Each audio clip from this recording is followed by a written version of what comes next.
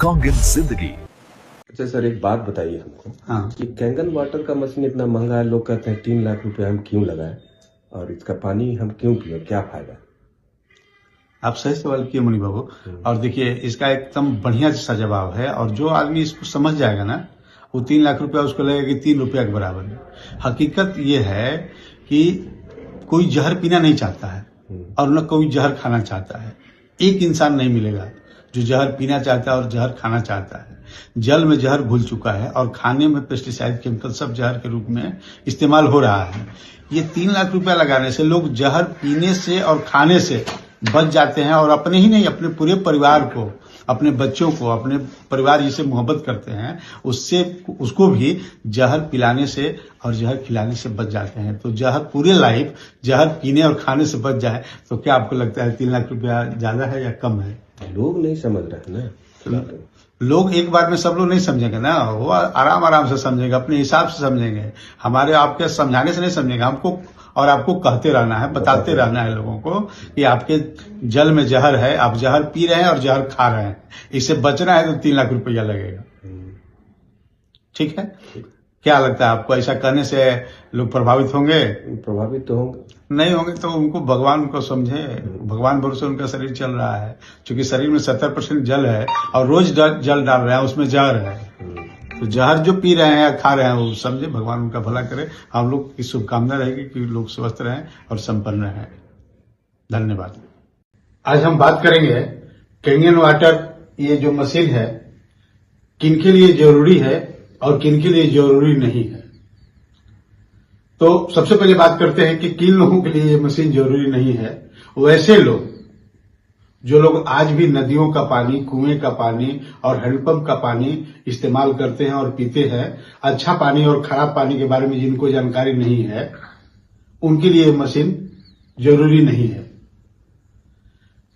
और वैसे लोग जो लोग समझते हुए भी इग्नोर करने का आदत है और जिनको ये है कि हमको पीछे से ही रहना है, आगे कभी नहीं आना है, मशीनों पर विश्वास नहीं है, टेक्नोलॉजी पर विश्वास नहीं है, उन लोगों के लिए भी मशीन जरूरी नहीं है।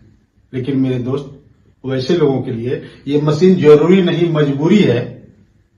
जो लोग ये समझते हैं कि जल जो बना है उसमें ऑक्सीजन और हाइड्रोजन से ही जल बना है, और आज ऑक्सीजन जिनको पता है कि खराब होता है, जैसे एक उदाहरण हम लोग हमेशा देते हैं या आप समझ सकते हैं कि एक टमाटर ताजा भी है और एक सड़ा हुआ भी है, दोनों में ऑक्सीजन है।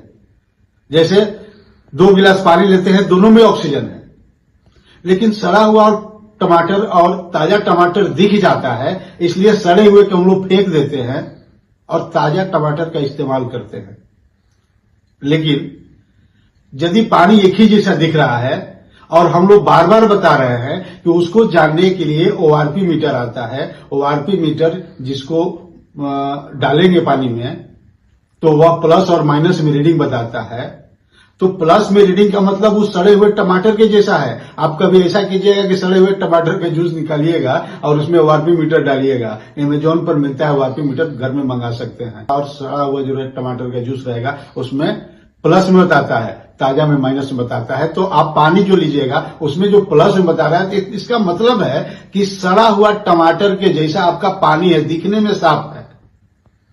तो जो लोग इतना बात नहीं समझ सकते हैं कि ऑक्सीजन हमेशा 2 फॉर्म में पाया जाता है, एक एंटीऑक्सीडेंट, दूसरा ऑक्सीडाइज, और ऑक्सीडाइज हो गया उसके बावजूद भी हम ले रहे हैं, तो मेरे समझ से वैसे लोगों के लिए भी ये मशीन जरूरी नहीं है जो इतना भी नहीं समझ सकते हैं। इतना तो समझना पड़ेगा, जल ही जीवन है, और आपका जल एंटीऑक्सीडेंट है कि ऑक्सीडाइज है, वह सड़ा हुआ है कि ताजा है।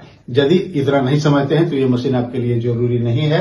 लेकिन इतना यदि समझते हैं तो ये मजबूरी है, क्योंकि सड़ा हुआ खाकर के कोई स्वस्थ नहीं रह सकता है।